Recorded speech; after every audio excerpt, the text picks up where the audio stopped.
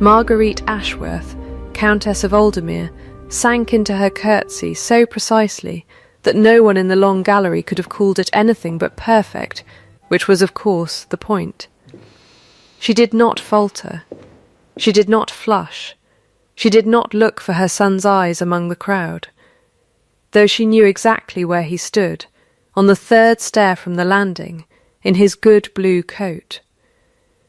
Watching his mother bow to his father in front of 40 guests who had come to eat Aldermere's mutton and drink Aldermere's claret and witness, without quite admitting it to themselves, the quiet public demotion of the woman who had run the house for 9 years.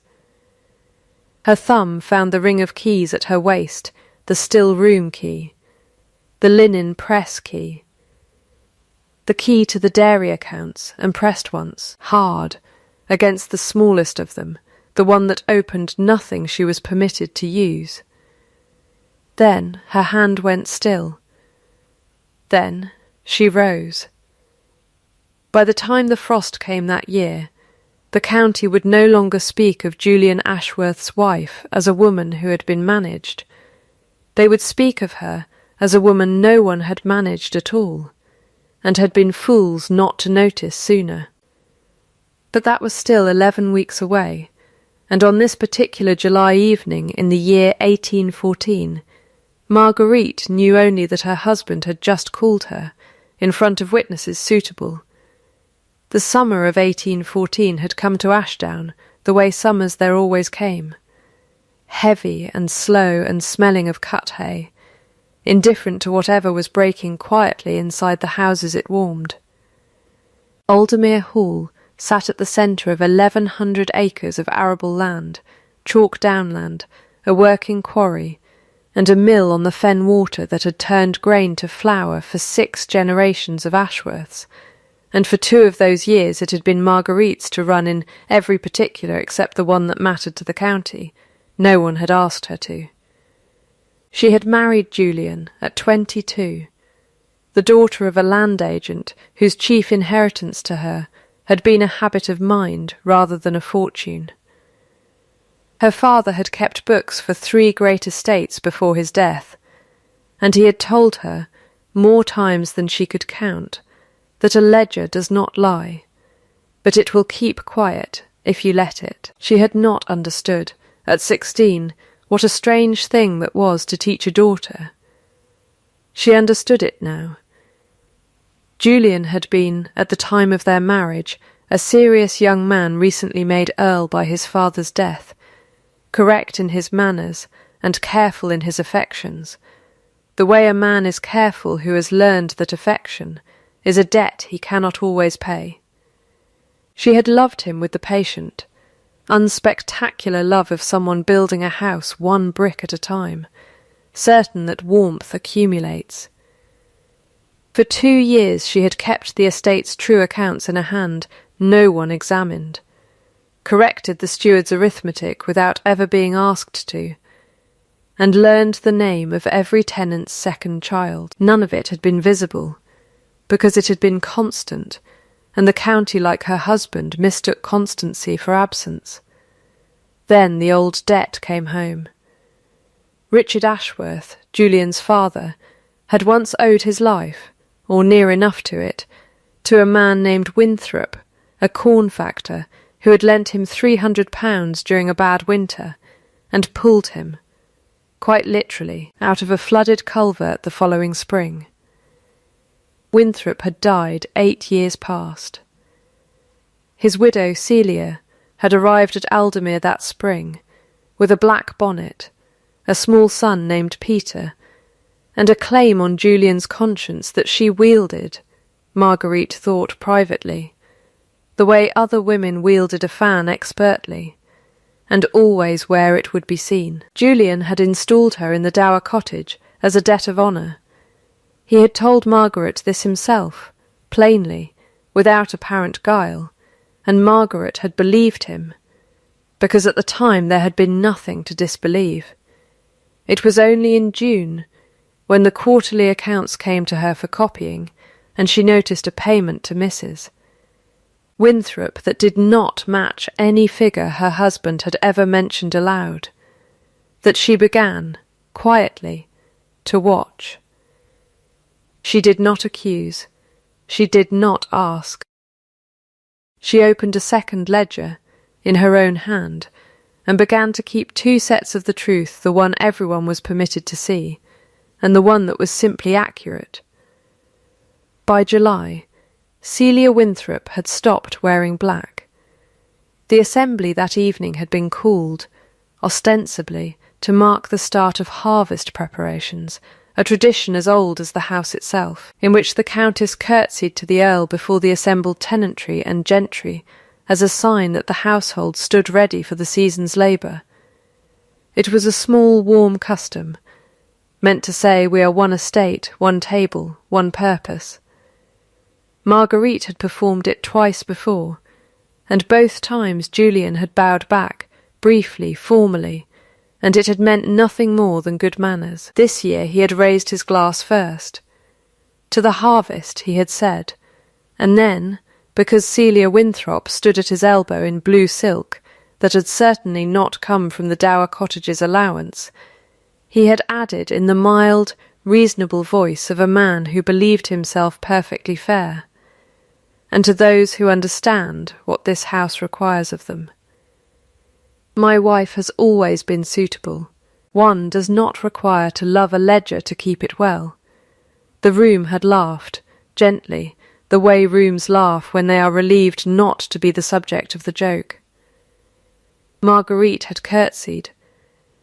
Edmund Ashworth was 9 years old, and he did not understand, in any way he could have named, why the room felt suddenly colder, or why his mother's hands, when she rose from her curtsy, were folded so carefully in front of her, as though she were holding something that might otherwise fall and break.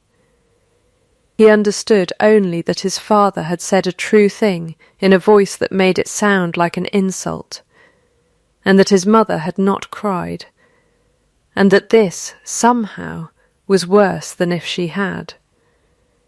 He did not go to her. He would think about that for years afterward, why he had not gone to her, why he had stood rooted on the third stair while his mother walked past the long windows and out onto the terrace alone, her spine straight as a rule laid against paper. She granted herself 7 minutes. She had learned to do this at 19, watching her own mother weather her father's long illness, and she had never found reason to abandon the practice, a fixed span of time, counted against the still-room clock, in which grief was permitted to be exactly as large as it wished, and not 1 minute longer. 7 minutes for the death of a friendship she had mistaken, for 2 years, for a marriage. 7 minutes for the boy on the stair who had not come to her, though she did not blame him for that. 9-year-olds do not yet know what to do with their father's cruelties. Then she opened her eyes, dried nothing, because there had been nothing to dry, and began her inventory. She had her mother's garnet brooch, which was hers outright by settlement, and could not be touched. She had £80 a year in pin money her father's solicitor had ring-fenced before the wedding, with a foresight she was only now grateful for. She had 2 years of a second ledger, kept in her own hand, that no one else in the house knew existed. She had her son, whatever the stare had or had not meant. And she counted this last, deliberately, the way her father had taught her to total a column twice every acre of practical knowledge about this estate that her husband did not possess, and had never troubled to acquire. She had, in short, more than she had walked in with. She thought, standing on the terrace with the hay smell thick in the dark, all right, then we will do it the long way. She found Mrs. Prudence Dale in the still-room an hour later, straining gooseberries through muslin with the unhurried competence of a woman who had run this house's kitchens for 30 years and outlasted 2 earls' worth of foolishness. "He called you suitable, Mrs., Dale said, without looking up. She did not ask if Marguerite had heard correctly. She had been in the doorway. He did. In front of the Hartleys. In front of that woman. He did that too. Mrs. Dale set down her muslin. She was not a woman who wasted words on comfort when work was available instead. What do you mean to do about it, my lady? Marguerite looked at the ring of keys at her waist, the still room key, the linen key, none of them the keys that governed anything that mattered, and she felt, for the first time since the ballroom, something that was not grief at all. I mean to become impossible to call suitable, she said. It will take rather longer than an evening. I should like your help. Mrs. Dale, who had buried a husband and raised 4 sons on this estate, and had precisely no patience left in her life for foolish men, allowed herself something that was not quite a smile. You'll have had it 30 years already, my lady, she said. You only just now asked. The steward's ledgers, when Marguerite finally sat with them properly in August, told a story that made her set down her pen twice before she trusted her hand to be steady. Mr. Pruitt, who had managed Aldemira's accounts since before Julian's father died, was not a dishonest man, only a tired one, and tired men make the same small error in the same direction for years without noticing, the way water finds the lowest point in a field and stays there. For 3 years the day labourers on the home farm had been paid at the old rate 1 shilling and 4pence a day, while the rate on every comparable estate in the county had risen to 1 shilling and 6pence. It was not theft. It was neglect wearing theft's coat, and the effect on 40 families, over 3 years, came to very nearly £90 that should have gone into the pockets of men who cut Aldemire's hay and had not. She did not bring this to Julian. She brought it to Mr. Pruitt himself, on a wet Tuesday, with the ledger open between them and her own recalculations, written beside his, in a hand deliberately as plain and legible as his was not. I make it £87, 4 shillings, she said, across 41 tenancies. I should like your figures checked against mine before either of us says a word to anyone. Pruitt, who had expected braced for even some manner of scene, found instead a woman asking to be corrected if she were wrong. He checked her figures twice. She was not wrong. It will want explaining to his lordship, Pruitt said unhappily. It will want correcting first, said Marguerite.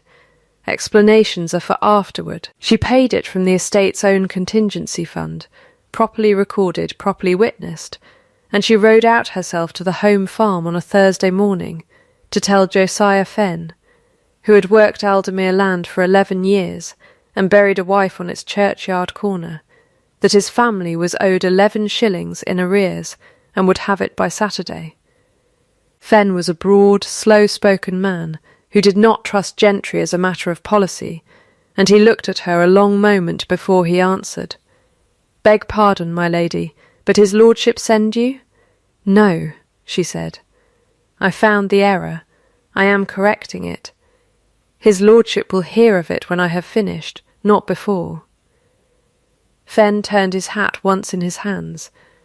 "That's an odd way to run an estate." "It is the only honest way to run one," Marguerite said. "The other way is simply the usual way." He did not smile. Josiah Fenn was not a man given to smiling at gentry, but he nodded, once, the way a man nods when a scale has been tipped back level, and by Michaelmas every tenant on the home farm knew that the Countess herself had found the shortfall, and paid it before anyone had thought to ask. Julian noticed her, for the first time in longer than either of them would have admitted, on an ordinary Tuesday in October, when Pruitt mentioned in passing, over the account books, that her ladyship had settled a wage discrepancy some weeks past. "Settled it how?" Julian asked. "Found it herself, my lord. Recalculated the whole home farm. paid it from contingency and had me witness the payments. Julian said nothing for a moment. Something behind his eyes moved. The particular stillness of a man doing arithmetic he dislikes, not the sums themselves, but what the sums implied about how long he had failed to look at them.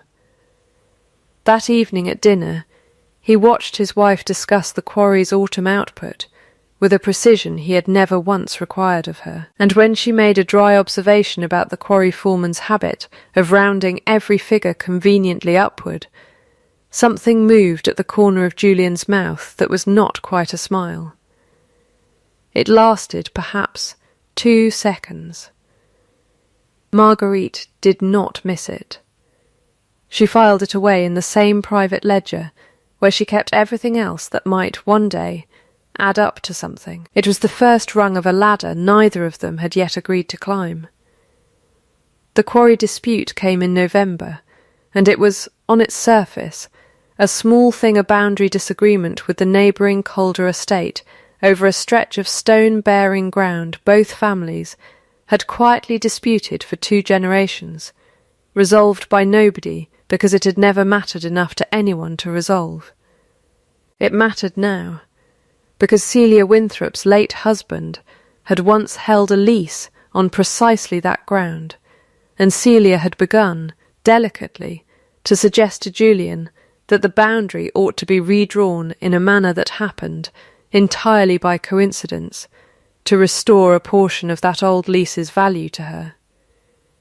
Marguerite went to the parish records herself.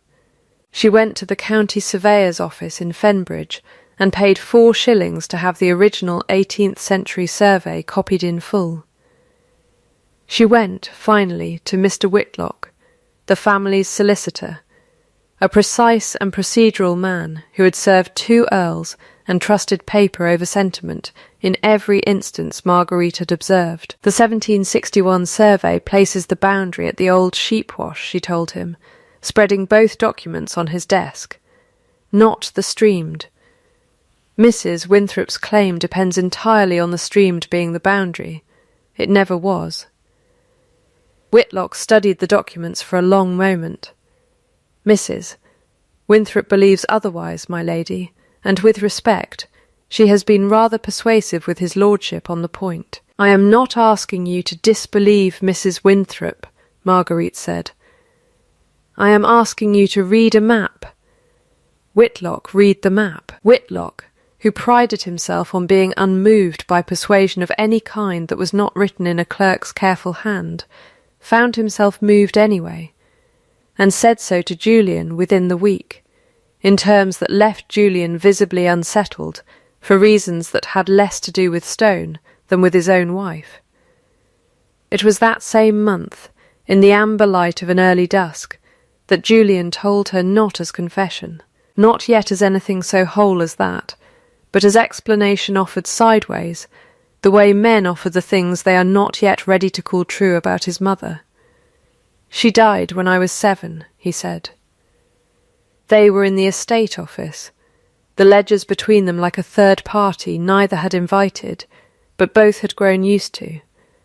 My father never spoke of her after. He told me once that a man who lets himself be attached to a thing that can be taken from him has made himself a fool twice, once in the losing, and once in having let himself love it enough to lose it. Marguerite did not reach for him. She had learned by then that Julian flinched from comfort offered too quickly, the way a burned hand flinches from a kettle, even after it has cooled.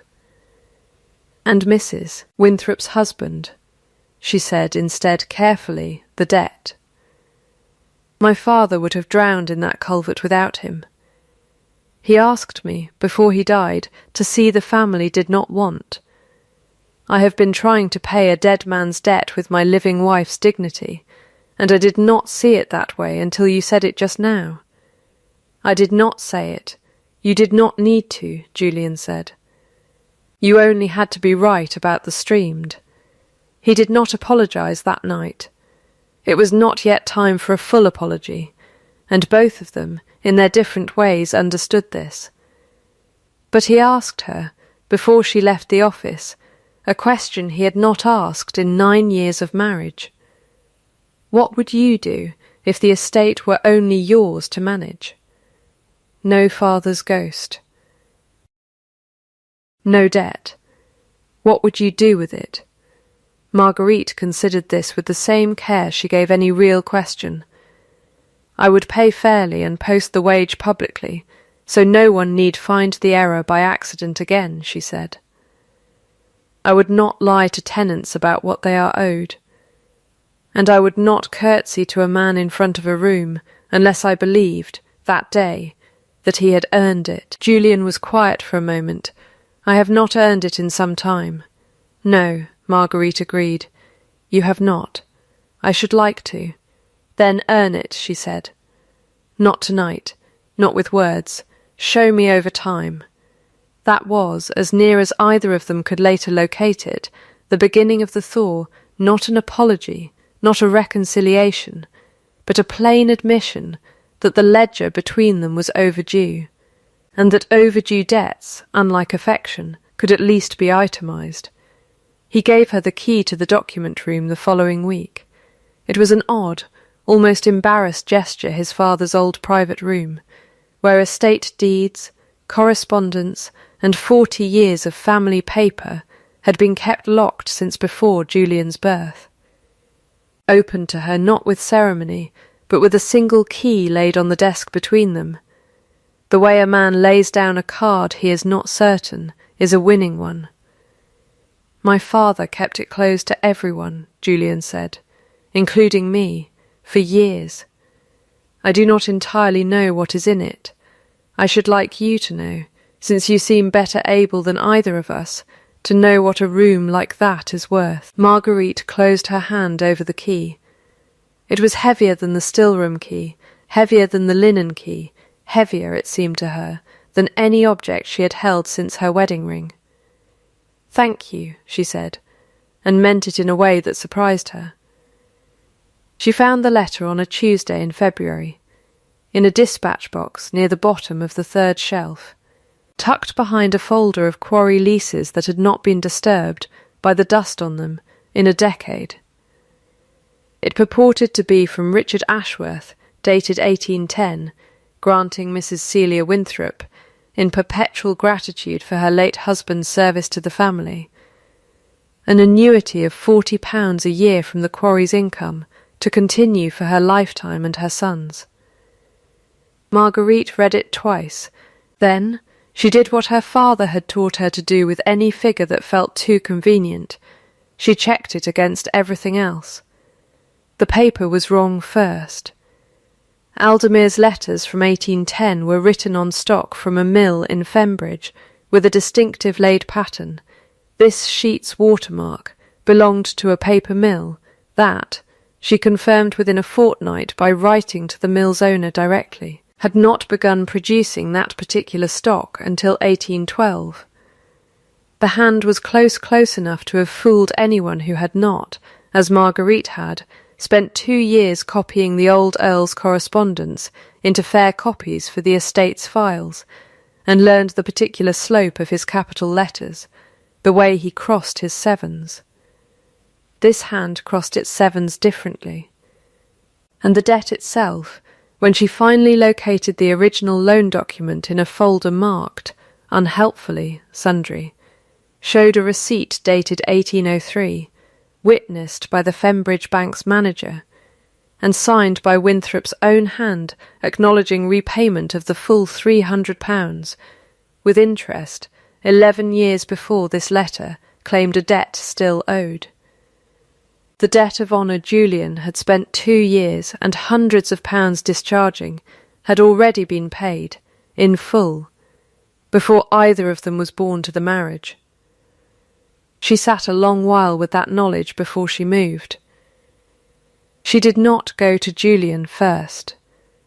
She went to the old clerk, a Mr. Simmons who had served Richard Ashworth for 30 years and now lived in a cottage near the mill on a small pension, and who remembered, when she asked him plainly, that the old Earl had indeed cleared the Winthrop debt himself in 1803, and had said so at the time, with some relief, because he had never liked owing any man anything he could not immediately repay.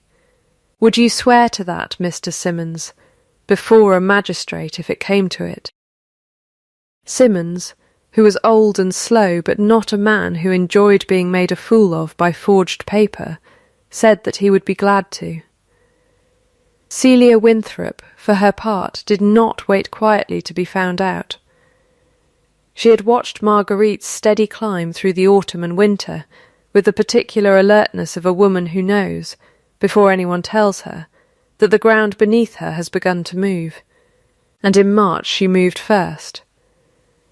The letter arrived at the rectory, addressed to the vicar's wife, and was at the breakfast table of half the county within 3 days, an unsigned account, purporting to come from a servant's testimony, suggesting that the Countess had been seen in close and improper conversation with a former suitor during a visit to Fenbridge the previous autumn, the same visit, in fact, on which Marguerite had gone to copy the old survey. It was, Marguerite understood at once, both petty and precise, aimed exactly at the one currency a woman's reputation still traded in, timed exactly to arrive before Marguerite could bring her own evidence forward, calculated to make Julian doubt her at the very moment doubt would cost the most.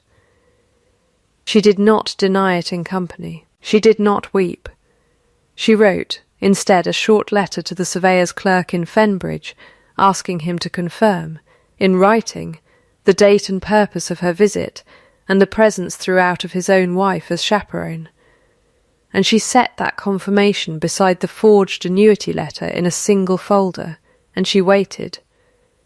She meant to frighten you into silence before the harvest assembly, Mrs. Dale said, when Marguerite told her.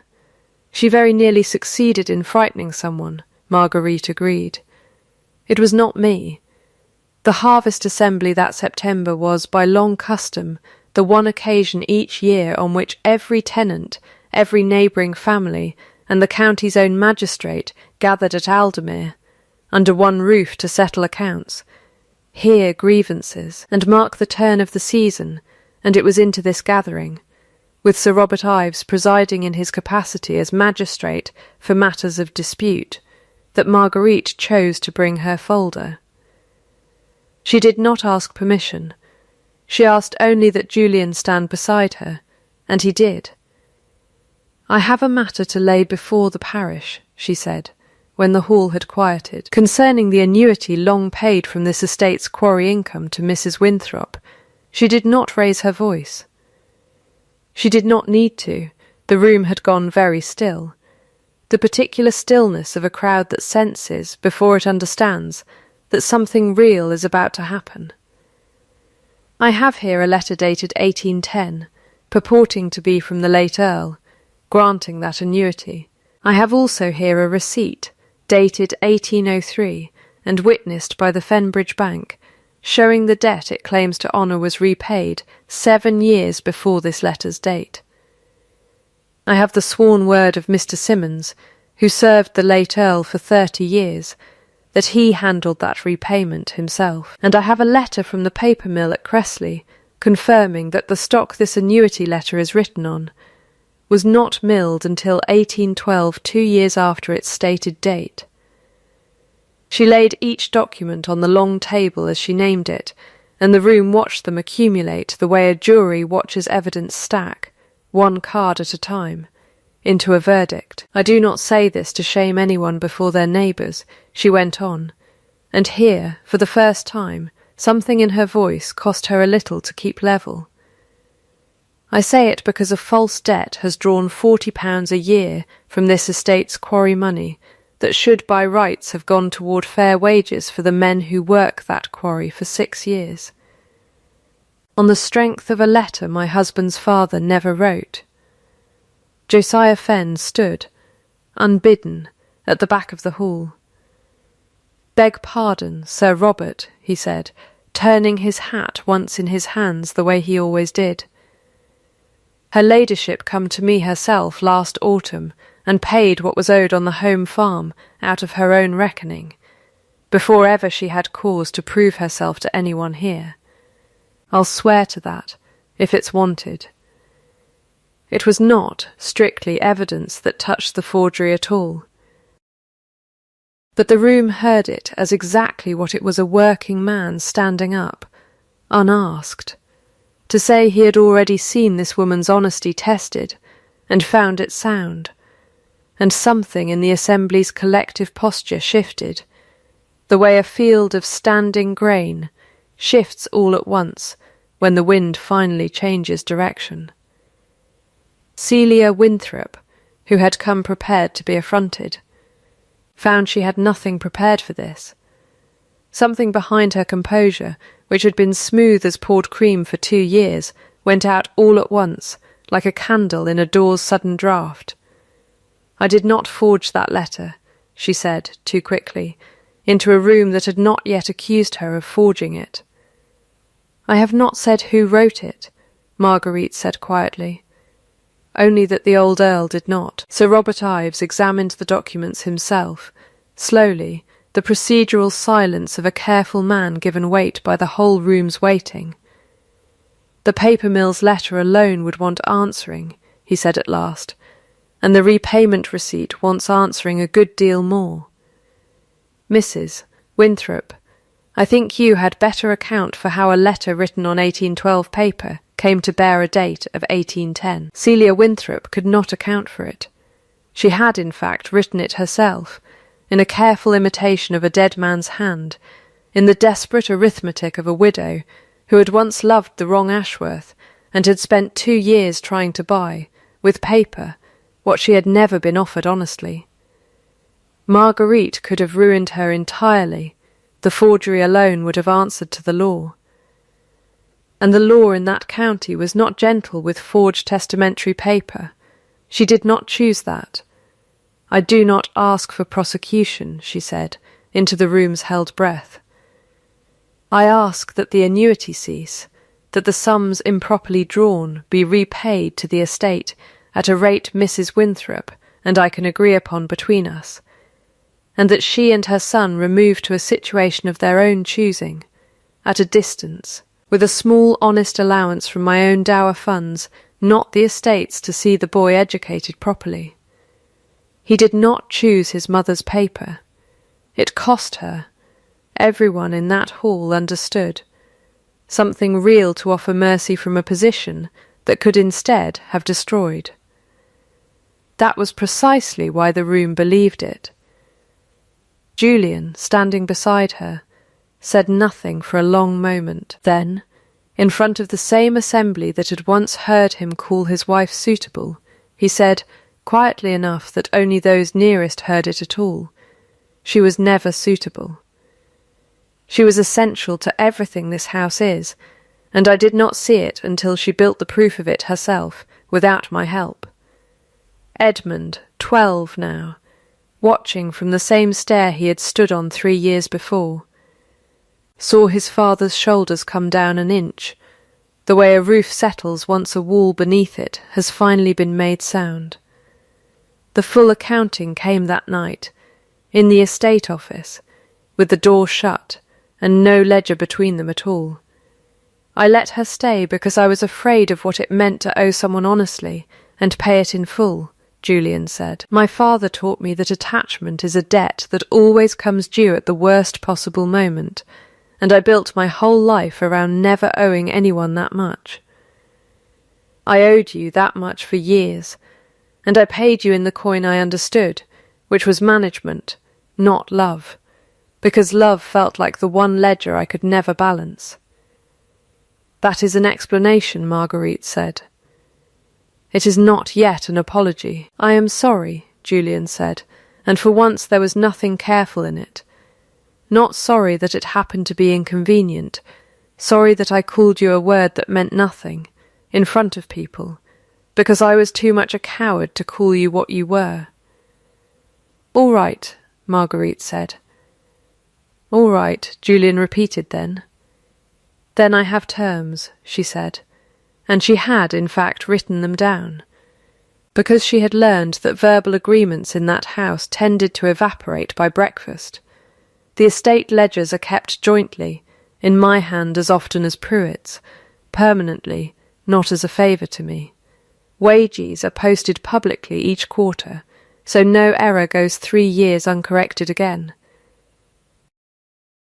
I will not manage your grief for you, I will stand beside you while you do it yourself, and I will not curtsy to you at another harvest assembly unless, that year, I believe you have earned it.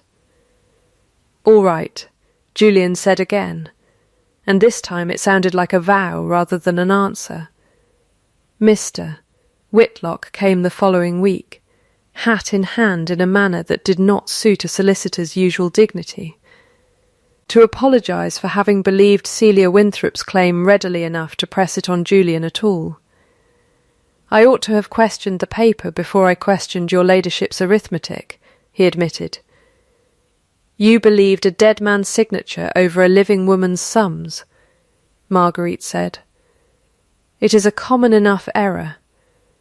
See that you do not make it again.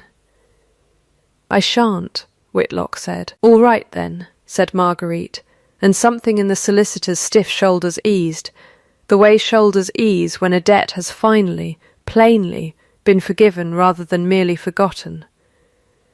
The proof came in ordinary days, the way proof always does once the speeches are finished. It was Julian moving his chair from behind the desk to beside hers in the document room, without remark, as though he had always sat there. It was Julian pouring her tea before she asked for it, getting the amount of sugar wrong twice before he got it right, and never once apologising for the getting it wrong, only for having taken so long to notice how she took it. It was Edmund, 13 that winter, asking at supper what a quarry lease was and receiving, for the first time in his life, a real answer from both his parents at once, passed back and forth between them like a shared task rather than a lecture. There was one relapse. In November, a tenant dispute over a broken fence line came to Julian directly, and from old habit the habit of 9 years, not undone in a season he settled it alone, over supper, without consulting the woman whose ledgers would record it. Marguerite named it plainly the next morning in the document room. You did that alone, out of the old way, not out of malice. I want you to notice that you did it, so it does not become the new way by accident. Julian was quiet for a moment. You are right, he said. I noticed it myself an hour after, and I did not like what I noticed. He reversed the arrangement with the tenant himself, in writing, jointly signed, and told her so before she had to ask. I would choose you, he said to her one evening in December, with no ledger between them and no assembly watching. I have been choosing you for some time now, only badly, and mostly alone. I should like to choose you properly, in company, for as long as either of us is given. It was not the bare, ordinary phrase the county's other husbands offered their wives over breakfast without thinking. It was, Marguerite understood, exactly the right words for a man who had spent his whole life afraid that loving a thing meant it would be taken from him, and had decided, finally, that the choosing was worth the risk regardless. All right, she said. All right then, said Julian, and it was at last the whole treaty. 2 years passed the way seasons pass on a working estate in wages posted, and hay brought in and small repairs made before they became large ones. The fair wage board Marguerite had instituted at the harvest assembly still hung, that second autumn, in the home farm's threshing barn, updated each quarter in a clerk's plain hand.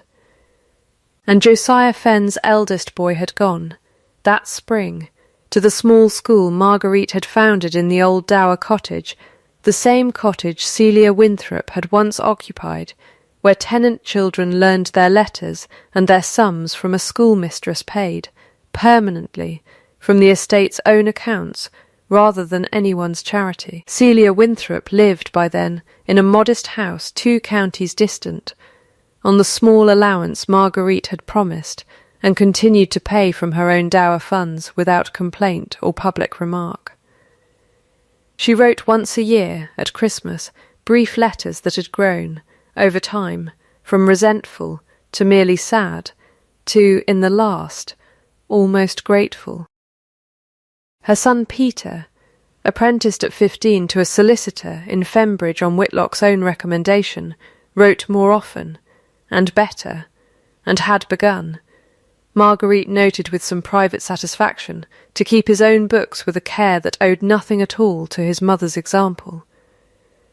Edmund was 15 now, tall enough to nearly meet his father's eye, and it was Edmund who stood on the gallery stair one September evening, at the Harvest Assembly 2 years on, and watched his mother rise from a curtsy she had chosen, that year, to give, because that year she had told her son plainly his father had earned it. What Edmund had not expected, what made him go very still on the stair, the way his mother once had in the ballroom below, was that his father bowed back, not the brief formal nod of 9 years' habit, but a full, deliberate bow, low enough that the whole room saw it, low enough that there could be no mistaking it for manners rather than meaning. "You are not what I bargained for," Julian had said to her once, in the earliest bitter days of that long winter, meaning it as something between an accusation and an excuse. "You are not what I bargained for," he said again that September evening, before the whole assembled county, and this time he finished it. "You are what I would beg for, if begging were still required, which because of the woman you are it no longer is." Marguerite's own father had told her once that a ledger does not lie, but it will keep quiet if you let it. She had stopped letting it, on a July evening 3 years before, and had not stopped since. She had asked, once, only to be seen. She had learned, in the years that followed, that being seen was not a thing anyone could grant her. It was a thing she had to build, column by column, correction by correction, mercy by deliberate mercy, until it stood on its own, and needed no one's permission to be believed. She had stopped asking to be loved for what she did quietly. She had made the quiet impossible to overlook, and the overlooking, once undone, could not be redone. Not because a room finally applauded her rooms are fickle, and applause is cheap, and she had never once built anything to earn it, but because she had kept the second ledger, the true one, long after anyone required her to, simply because the truth deserved to be kept somewhere, even if no one ever asked to read it. That, in the end, was the whole of what she had built, not a kingdom handed to her, and not a kingdom seized from anyone else, but one assembled quietly, correctly, and honestly, out of exactly the materials everyone else had overlooked, until the house that had once held its breath around her finally, unmistakably, began to breathe.